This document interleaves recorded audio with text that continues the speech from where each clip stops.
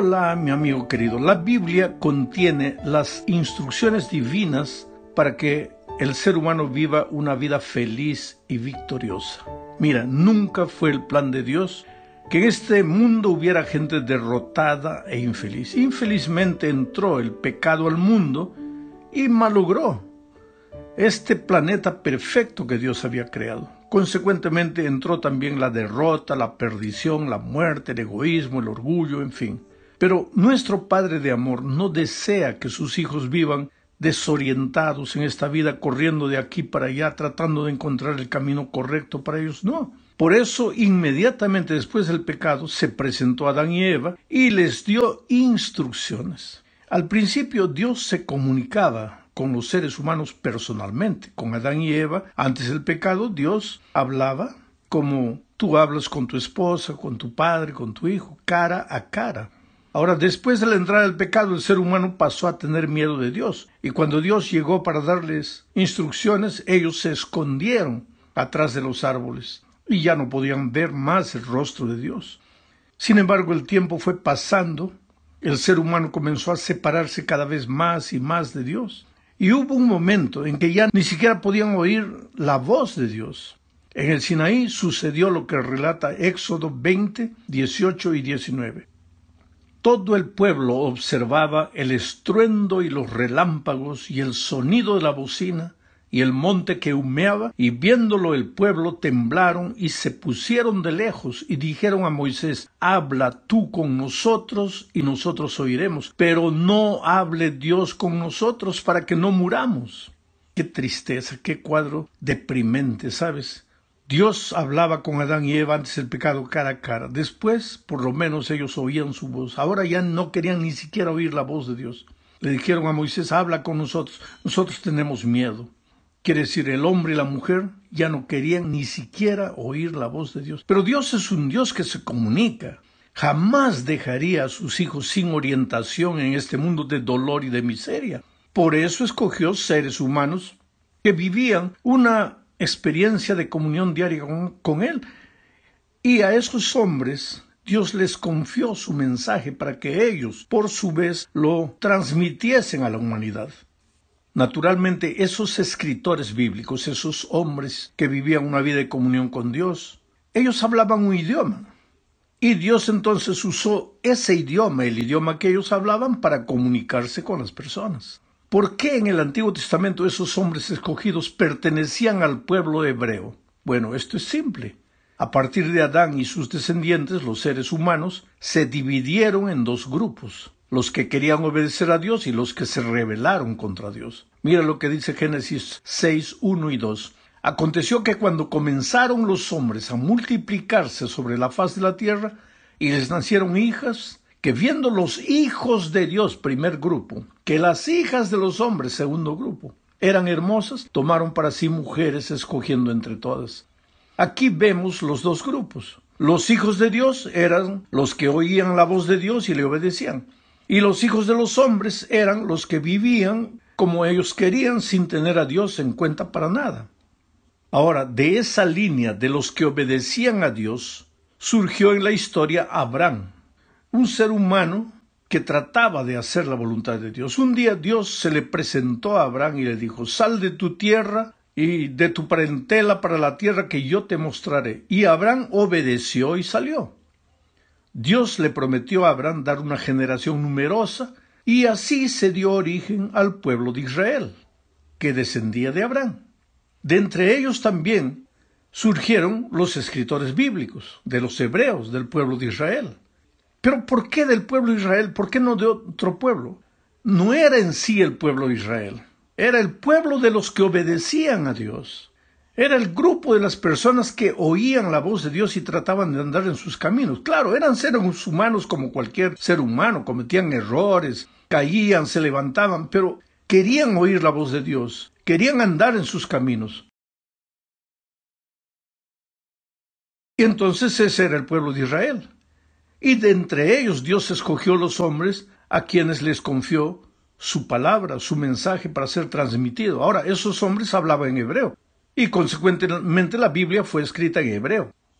Más tarde, con el correr de los años, El imperio griego se tornó gigante culturalmente y militarmente, dominó al mundo de sus días, y eso ya es en el tiempo del Nuevo Testamento, y pues el idioma que se hablaba, el idioma que dominaba el mundo en ese tiempo era el griego. Por eso el Antiguo Testamento fue escrito en hebreo y el Nuevo Testamento en griego. Más tarde, el Antiguo Testamento fue traducido al griego. El Antiguo Testamento que estaba en hebreo fue traducido al griego, en la famosa versión de la Biblia que llamamos de los 70 o la Septuaginta. Pero, ¿cómo podríamos nosotros hoy día entender la Biblia si no hablamos ni hebreo ni griego? Inclusive el griego en que la Biblia fue escrita ya no se habla hoy, es el griego koiné. Pues entonces fue necesario que la Biblia se tradujera a varios idiomas del mundo, inclusive al español. Hoy la Biblia fue traducida a más de 600 idiomas, y el Nuevo Testamento, o algunas porciones del Nuevo Testamento, ya fueron traducidos a más de 2.500 idiomas. Ahora, qué bendición es para nosotros saber que tenemos la Biblia en español. Y en español no tenemos una sola versión, tenemos muchas versiones. Con toda esa facilidad que tenemos hoy para tener acceso a la Biblia, al mensaje divino, muchas veces nos olvidamos que muchas personas a lo largo de la historia nunca tuvieron una Biblia en la mano. Nos olvidamos a veces que durante siglos en Europa la Biblia se mantuvo deliberadamente escondida del pueblo. Y gracias a la imprenta, gracias a la Reforma, eso cambió y hoy día tenemos acceso a la palabra de Dios. Vamos a la segunda parte. Veamos aquí el asunto de las palabras y su significado. Los traductores de la Biblia, ellos hicieron lo mejor que podían hacer de su parte, pero la tarea no es fácil porque en todos los idiomas hay palabras que tienen un significado tan rico y profundo que a veces son difíciles de traducir adecuadamente con una sola palabra. Eso crea algunos conflictos para el traductor y es necesario por esa razón comparar muchas versiones de la Biblia para tener una idea correcta del texto. A veces una sola versión pues nos va a dar la visión de la persona que hizo esa versión. Pero para tener varias opiniones y sacar por nosotros nuestra propia conclusión, si no dominamos un poco de hebreo y griego, entonces necesitamos leer varias versiones para entender el texto. Gracias a Dios, ya lo dije, en español tenemos muchas versiones.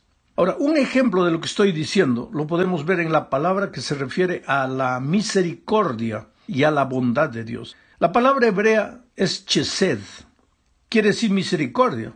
Pero esta es una palabra muy rica, una de las palabras tal vez más ricas del Antiguo Testamento. No es solo misericordia, describe el amor, la benignidad, la compasión, la paciencia de Dios, la actitud de Él para un pueblo rebelde, el deseo de que ese pueblo vuelva, en fin. Chesed no es solo misericordia, pero el traductor no puede expresar todo el pensamiento, simplemente traduce como misericordia. Entonces, la traducción siempre está limitada, porque en el original a veces una palabra significa mucho más que otra palabra que va a ser usada en la traducción. Otro caso es la palabra shalom. Tradicionalmente todos conocen la palabra shalom, significa paz. Pero shalom quiere decir mucho más que simplemente paz, significa también bienestar completo. Abarca todas las áreas de la vida, no es solo tranquilidad, no es solo ausencia de conflicto, no es solo paz. Por ejemplo, si una familia vive sin conflictos, se aman, se comprenden todo, pero falta dinero, no está viviendo el shalom, porque para el shalom no es suficiente ausencia de conflicto, sino bienestar en todos los aspectos de la vida. Vamos ahora a la tercera parte de este estudio. Aquí veremos el asunto de la repetición, las formas de escritura y su significado. Mira, el idioma hebreo usa mucho la repetición para destacar el pensamiento que expresa. Por ejemplo, Génesis 1:27 dice: y creó Dios al hombre a su imagen. A imagen de Dios lo creó. La palabra, el verbo crear ya está mencionado 2 veces. Varón y hembra los creó 3 veces. En un solo versículo, Génesis 1:27, Moisés, que fue el escritor de Génesis, menciona 3 veces el verbo crear. Tú puedes ver que la palabra crear se repite nítidamente 3 veces en este versículo. ¿Para qué? Para expresar que Dios es el creador, para expresar el poder creador de Dios. Inclusive la palabra crear en este versículo es la palabra bará, que significa crear de la nada. En ese sentido, solo Dios puede crear, solo Dios puede crear de la nada. El ser humano no, el ser humano solo puede transformar lo que ya existe. Y esa palabra en hebreo es asá, que significa crear a partir de algo que ya existe. Pero Génesis 1:27 menciona 3 veces el verbo bará, crear de la nada. ¿Para qué? Para enfatizar el poder creador de Dios. Pensemos en otro versículo ahora, Isaías 6:3. Dice, y el uno al otro daba voces. Está hablando de la visión de Isaías, los querubines están hablando entre ellos. Y el uno al otro daba voces diciendo, Santo, Santo, Santo Jehová de los ejércitos. Toda la tierra está llena de su gloria. Aquí se repite 3 veces la palabra santo, santo, santo. ¿Para qué? Para enfatizar ya no el poder creador de Dios, sino la santidad de Dios. Y ese concepto de santidad queda tan claro para Isaías que el texto dice que él se queda como muerto diciendo, ay de mí que soy un pecador. Quiere decir, delante de la santidad de Dios, él ve la pecaminosidad del ser humano. Pero hay algo que debemos añadir y que es el llamado paralelismo bíblico. El paralelismo bíblico ya no es la repetición de una misma palabra, es la repetición de conceptos. Se repite el mismo concepto con 2 frases diferentes. Por ejemplo, voy a leer primera de Samuel capítulo 2 versículo 3. No multipliquéis palabras de grandeza y altanería. Cesen las palabras arrogantes de vuestra boca. Porque el Dios de todo saber es Jehová y a él toca el pesar las acciones. Voy a explicar esto. Aquí hay 2 conceptos que se repiten en 4 frases. Voy a explicar. Mira, dice, la primera frase, no multipliquéis palabras de grandeza y altanería. ¿Qué significa eso? Viene la segunda frase, cesen las palabras arrogantes de vuestra boca. O sea, hablar palabras de grandeza y altanería significa hablar palabras arrogantes. Ese es el primer concepto. Ahora viene otro concepto. Porque el Dios de todo saber es Jehová. ¿Qué quiere decir el Dios de todo saber es Jehová? Que a él toca el pesar las acciones, o sea, el determinar las acciones. El hecho de que Dios sabe todo significa que Él es el único que dice lo que es bueno, lo que es malo. Él determina las acciones, Él pesa las acciones. Tú te das cuenta lo que es el paralelismo. Una misma frase se repite describiendo o explicando la primera frase. Vamos ahora a la cuarta parte de este estudio. Hablaremos aquí de textos y contextos. Las palabras en las Escrituras siempre se dan en un contexto, no están solas. Una palabra tiene su contexto inmediato dentro de la oración en la que la palabra está incrustada. Y es esta unidad lo que debe entenderse primero, quiere decir la unidad de la oración. Entonces podremos entender el significado de la palabra. Eso también funciona en español. Por ejemplo, y voy a explicar para que quede más claro. La palabra pata. ¿Qué es una pata? Depende. ¿Depende de qué? De la oración en que la palabra pata está incrustada. Hay que leer la oración completa para entender el sentido correcto de la palabra. Porque una cosa es decir, la pata puso 2 huevos, y otra cosa es decir, la cabrita se quebró la pata. Quiere decir, la palabra pata es la misma, pero en una oración tiene un significado diferente y en la otra, otro. La misma palabra expresa ideas diferentes y para entender bien hay que leer la oración completa. Leamos una vez más ahora con esto en mente lo que dice Génesis 1:27, para que tú entiendas la importancia del contexto. Este versículo, Génesis 1:27, en el idioma original hebreo, dice literalmente, creó pues Dios al ser humano. Solo que para ese ser humano en hebreo está la palabra Hadam. A su imagen, a imagen de Dios lo creó. Varón en hebreo Sakar y hembra en hebreo Nekedab los creó. Aquí la palabra Hadam significa ser humano, hombre y mujer juntos. La suma del Sakar con el Nekebah da el Hadam, el ser humano completo. Pero la palabra Hadam se repite en Génesis 2:7. Dice, entonces Jehová Dios formó al hombre, Adam, del polvo de la tierra, y sopló en su nariz aliento de vida, y fue el hombre, Adam, un ser viviente. Aquí Adam se refiere al hombre masculino, porque la mujer todavía no había sido creada. O sea, la misma palabra, Adam, en un texto, significa el ser humano completo, hombre y mujer juntos.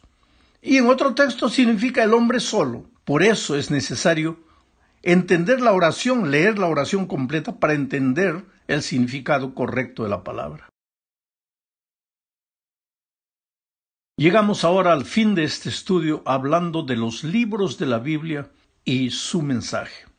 Mi hermano querido, tú sabes que las unidades más grandes de las Escrituras son los libros de la Biblia. Están divididos en capítulos, después en versículos. Ahora, los libros bíblicos se escribieron con diferentes propósitos y en diferentes circunstancias. Algunos libros sirvieron como mensajes proféticos, otros eran compilaciones como los Salmos, una compilación de poesías, no solo de David, sino de otros autores.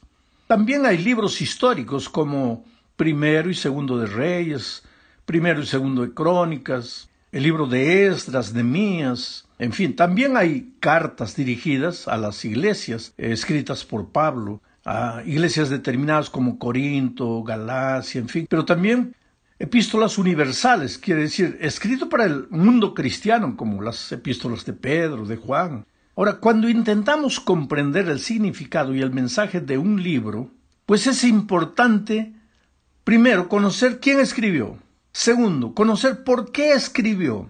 Tercero, conocer en qué circunstancias escribió. ¿Cuál era el momento histórico en que escribió? ¿Había un propósito específico por el cual escribió? ¿Y cuál era la cultura de la gente en ese tiempo? Si tú no conoces estos detalles, pues vas a tomar la Biblia, vas a tomar un versículo de ese libro y le vas a hacer decir al versículo lo que el versículo no está diciendo.